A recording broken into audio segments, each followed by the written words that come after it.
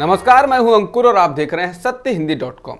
आइए एक नजर डाल लेते हैं अब तक की सुर्खियों पर। सुप्रीम कोर्ट ने शुक्रवार को दिल्ली पुलिस द्वारा दायर हलफनामे पर अपना असंतोष व्यक्त किया, जिसमें कहा गया था कि दिसंबर 2021 में दिल्ली में आयोजित हिंदू युवा वाहिनी की बैठक में सुदर्शन न्यूज टीवी के संपादक सुरेश चौहान के द्वारा दिए गए भाषण किसी विशेष समुदाय के खिलाफ हेट स्पीच नहीं थे।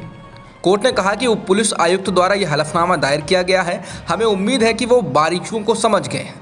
क्या उन्होंने केवल जांच रिपोर्ट को दोबारा पेश किया है या अपना दिमाग लगाया है? क्या यह आपका स्टैंड है या सब इंस्पेक्टर स्तर के अधिकारी की जांच रिपोर्ट का पुनरुत्पादन है? सुप्रीम कोर्ट ने पुलिस से अपना रुख स्पष्ट करने को कहा।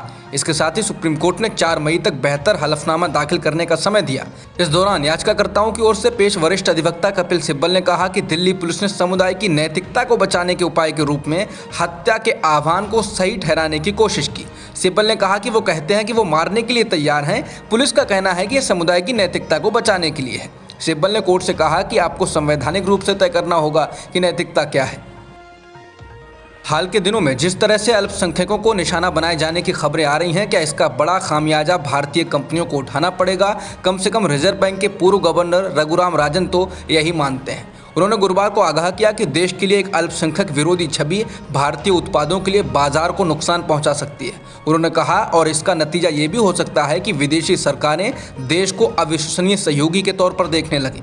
Raghuram Rajan Times Network India Economic Conclave में बोल रहे थे। शिकागो के बूथ स्कूल ऑफ बिजनेस के प्रोफेसर के तौर पर काम कर रहे राजन ने लोकतंत्र और धर्मनिरपेक्षता जैसी साख की ओर इशारा किया, लेकिन साथ ही चेतावनी भी दी, ये लड़ाई हम हार सकते हैं। टाइम्स नाउ की रिपोर्ट के दौरान कार्यक्रम में राजन ने कहा कि लोकतंत्र हमेशा आसान नहीं होता है, इसे नेविगेशन की आवश्यकता होती है। इसके सभी पक्षों से बातचीत और ज़रूरत पड़ने पर बदलाव की कवायद करनी पड़ती है। 2 दिवसीय भारत की यात्रा पर आए ब्रिटेन के पीएम बोरिस जॉनसन ने दिल्ली के हैदराबाद हाउस में पीएम मोदी से मुलाकात की। मुलाकात के बाद प्रधानमंत्री मोदी ने कहा कि दोनों देशों के बीच रक्षा सहयोग बढ़ाने को लेकर बातचीत हुई। हम रक्षा क्षेत्र में अपने सहयोग को आगे बढ़ाएंगे। इसके अलावा फ्री ट्रेड पर भी वार्ता हुई है। मोदी ने कहा कि पीएम जॉनसन का यहाँ आना ऐतिहासिक पल है। द्विपक्षीय वार्ता में दोनों देशों के बीच कई अहम समझौते हुए हैं। वहीं ब्रिटेन के प्रधानमंत्री बोरिस जॉनसन ने शुक्रवार को कहा कि दुनिया निरंकुश देशों से बड़े खतरों का सामना कर रही है, जो लोकतंत्र को कमतर, मुक्त व्यापार को खत्म करने और संप्रभुता को कुचलना चाहते हैं। ऐसे में भारत के साथ ब्रिटेन की साझेदारी समुद्री तूफानों में प्रकाशपुंज की तरह है। वहीं बैठक के बाद ब्रिटेन के पीएम ने भारत में किए गए स्वागत के लिए शुक्रिया कहा। उन्होंने कहा कि मैं पीएम मोदी और भारत के लोगों को भव्य स्वागत के लिए धन्यवाद देता हूं। मेरे आने पर मुझे सचिन तेंदुलकर जैसा महसूस हुआ और जब हर जगह होर्डिंग देखे तो अमिताभ बच्चन की तरह महसूस हुआ। चुनाव से पहले और पार्टी के पंजाब में हार जाने के बाद भी नवजोत सिंह सिद्धू का पार्टी और पूर्व मुख्यमंत्री चरणजीत सिंह चन्नी पर हमला जारी है। अब सिद्धू ने हार की वजह बताते हुए चरणजीत सिंह चन्नी को राज्य में फैले माफिया राज के लिए जिम्मेदार बताया। सिद्धू ने कांग्रेस को लेकर कहा कि कांग्रेस को नवीनीकरण करना होगा। डंके की चोट पर कहूंगा कि कांग्रेस 5 साल के माफिया राज की वजह से हारी। मैं इस माफिया राज के खिलाफ लड़ता रहा। सिद्धू ने कहा ये लड़ाई सिस्टम के खिलाफ थी। कुछ लोगों का धंधा था जो राज्य को दीमक की तरह खा रहे थे। इसमें सीएम भी शामिल थे। बता दें, सिद्धू लगातार पार्टी पर हमलावर रहे हैं। वो पार्टी लाइन पर बोलते हुए नहीं दिखाई दिए हैं, जिसके बाद लोग सवाल उठा रहे हैं कि आखिरकार सिद्धू पर पार्टी कार्रवाई क्यों नहीं करती है। क्या उनको पार्टी के किसी शीर्ष नेता का इसके बावजूद भी संरक्षण प्राप्त है? मनी लॉन्ड्रिंग के मामले में ईडी द्वारा गिरफ्तार किए गए महाराष्ट्र के मंत्री नवाब मलिक के खिलाफ ईडी ने 5000 से अधिक पन्नों की चार्जशीट दाखिल कर दी है। इस चार्जशीट में ईडी ने 50 से अधिक लोगों के बयान दर्ज किए हैं। ईडी के अधिकारी एक गुरुवार को बॉक्स में चार्जशीट की कॉपी लेकर अदालत पहुंचे और जज के सामने आरोपों के बारे में बताया। नवाब मलिक को इसी साल फरवरी में ईडी ने अंडरवर्ल्ड डॉन दाऊद इब्राहिम के रिश्तेदारों से जमीन खरीदने के मामले में 23 फरवरी को गिरफ्तार किया था।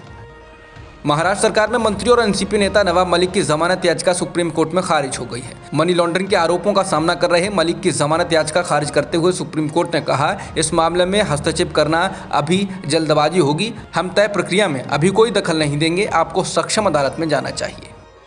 चारा घोटाला मामले में राष्ट्रीय जनता दल के अध्यक्ष लालू प्रसाद यादव को बड़ी राहत मिली। डोरंडा कोषागार मामले में 5 साल की सजा पाए लालू यादव को झारखंड हाईकोर्ट से जमानत मिल गई। फिलहाल लालू इन दिनों दिल्ली स्थित एम्स में इलाज करा रहे हैं। लालू की यह जमानत 10 लाख के निजी मुचलके पर दी गई है। ये ताज़ा मामला पशुपालन घोटाले के डोरंडा ट्रेजेडी से अवैध निकासी का है, जिसमें उन्हें बीते फरवरी महीने में सजा सुनाई गई थी। मध्य प्रदेश में रामनवमी पर खरगोन में भड़की हिंसा के बीच इब्रिस खान की हत्या के मामले में 5 लोगों को गिरफ्तार किया गया है। मध्य प्रदेश के खरगोन में झड़पों में 20 से अधिक लोग घायल हो गए थे।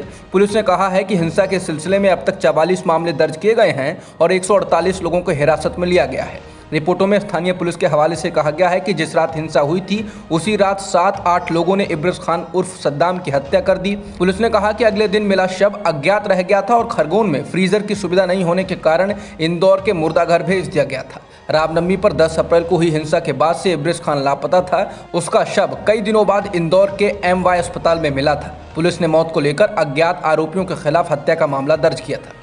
प्रधानमंत्री नरेंद्र मोदी की जम्मू कश्मीर की प्रस्तावित यात्रा से 2 दिन पहले सेना की एक छावनी के पास आतंकवादियों से मुठभेड़ हुई है। इसमें 2 आतंकवादी मारे गए हैं। कार्रवाई के दौरान 1 जवान शहीद हुआ है जबकि 4 अन्य घायल हुए हैं। घायलों में जम्मू कश्मीर पुलिस के 2 जवान और केंद्रीय औद्योगिक सुरक्षा बल यानी CISF के 2 जवान शामिल हैं। ऐसा तब हुआ है जब प्रधानमंत्री मोदी की यात्रा के मद्देनजर क्षेत्र में कड़ी सुरक्षा की गई है। मुठभेड़ के बाद जम्मू कश्मीर के कुछ हिस्सों में मोबाइल और इंटरनेट सेवाएं बंद कर दी गई हैं। यह एनकाउंटर सेना की छावनी के पास ही हुआ है।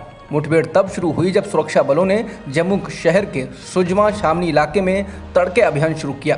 पुलिस ने कहा कि उनके पास सूचना थी कि आतंकवादी शहर में हमले की योजना बना रहे थे। रूस ने जहां दावा किया है कि उसने यूक्रेन के शहर मारिउपोल पर कब्जा कर लिया है, इस बीच अमेरिकी राष्ट्रपति जो बाइडेन ने कहा कि रूस यूक्रेन युद्ध अहम पड़ाव पर है। इस बीच उन्होंने यूक्रेन में और हथियार भेजे। यूक्रेन को मिल रहे $80 करोड़ के ताज़ा पैकेज में लंबी दूरी तक मार करने वाले दर्जनों हार्वेस्टर तोप और गोला बारूद के करीब 1.5 लाख राउंड शामिल हैं।